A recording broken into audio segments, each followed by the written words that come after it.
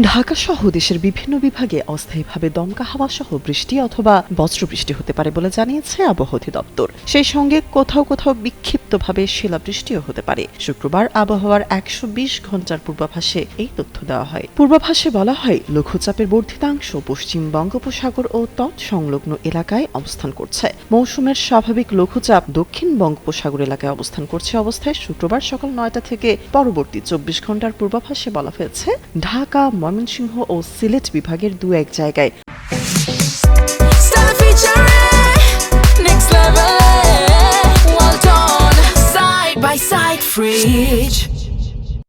অস্থায়ীভাবে দমকা হাওয়া ও বিদ্যুৎ চমকানো সহ বৃষ্টি বা বজ্রবৃষ্টি হতে পারে। সেই সঙ্গে কোথাও কোথাও বিক্ষিপ্তভাবে শিলাবৃষ্টি হতে পারে। এছাড়া দেশের অন্যত্র অস্থায়ীভাবে আংশিক মেঘলা আকাশ সহ আবহাওয়া প্রধানত শুষ্ক থাকতে পারে। এ সময় সারা দেশে দিন ও রাতের তাপমাত্রা সামান্য বাড়তে পারে। পরদিন শনিবার সকাল ৯টা থেকে পরবর্তী ২৪ ঘন্টার পূর্বাভাসে বলা হয়েছে, রংপুর, ঢাকা, ময়মনসিংহ ও সিলেট বিভাগের কিছু কিছু জায়গায় এবং রাজশাহী ও চট্টগ্রাম বিভাগের দু-এক জায়গায় অস্থায়ীভাবে দমকা হাওয়া ও বিদ্যুৎ চমকানো সহ বৃষ্টি অথবা বজ্রবৃষ্টি হতে পারে। সেই সঙ্গে কোথাও কোথাও বিক্ষিপ্তভাবে শিলাবৃষ্টি হতে পারে। এছাড়া দেশের অন্যত্র অস্থায়ীভাবে আংশিক মেঘলা আকাশ সহ আবহাওয়া প্রধানত শুষ্ক থাকতে পারে। এছাড়া সারা দেশে দিন ও রাতের তাপমাত্রা প্রায় অপরিবর্তিত থাকবে। পূর্বাভাসে আরও বলা হয়েছে, আগামী ৫ দিন ও রাতের তাপমাত্রা আরও বাড়তে পারে।